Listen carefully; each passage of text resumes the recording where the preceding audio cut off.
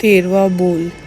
Mithyatva, 10 types of perverted faith: believing dharma, believing adharma, Believing marga, believing kumarga, believing jeev, believing ajeev, believing sadhu, believing asadhu, believing mukt, believing amukt. The state of soul with perverted faith is known as mithyatva or perversity. Believing a fact as not true or having opposite belief is mithyatva. The nature of any object is known through its distinctive characteristics, which make the object distinct.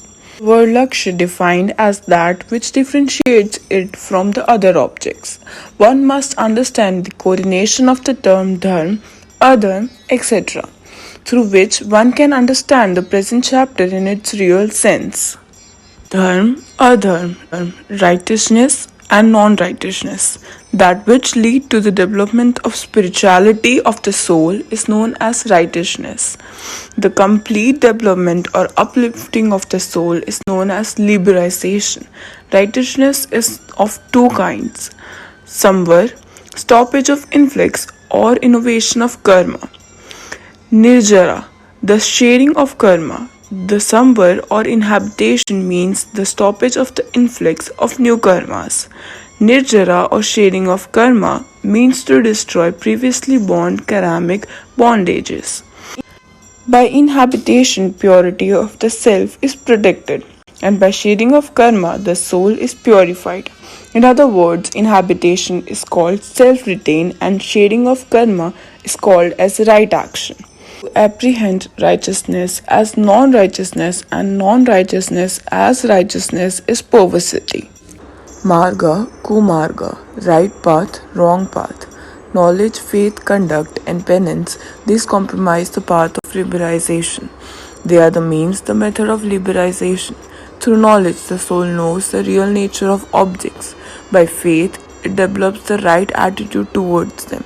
By conduct, the soul stops the entry of new karmas, and through penance, it gets purified by destroying the karmas acquired in the past. It becomes wrong faith if these four ways are not emphasized as the ways of liberalization, and the contrary ways are emphasized as the path of liberalization. This is perversity.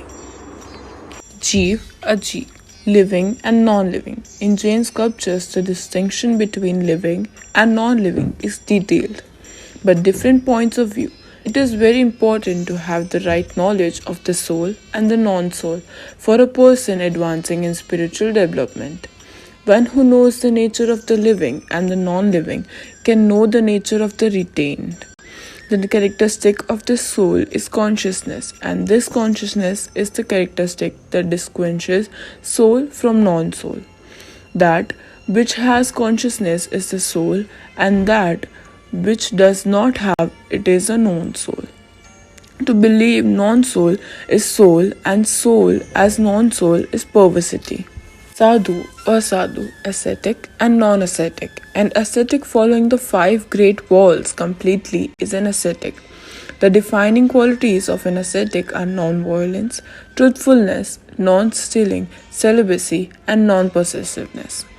To consider those who follow these 5 walls is known as ascetic, and those who are not following these as ascetic is perversity. Mukta, amukta, liberated and non-liberated. Complete freedom from the 8-fold karmas is a characteristic of liberated souls. Liberated souls are bereft of karmas. Believing liberated souls as bound with karmas and apprehending souls with karmas as liberated is perversity. Dharma, marga of liberation, jeev, sadhu and mukta. These 5 elements are pillar for the building of spirituality. The soul is the foundation and the righteousness and the path is the way of liberalization. Sainthood is the field work of spiritual development because righteousness and ways of liberalization can be followed diligently and resolutely in the state of sainthood. The ultimate and final destination of the spiritual practice is liberalization or moksha.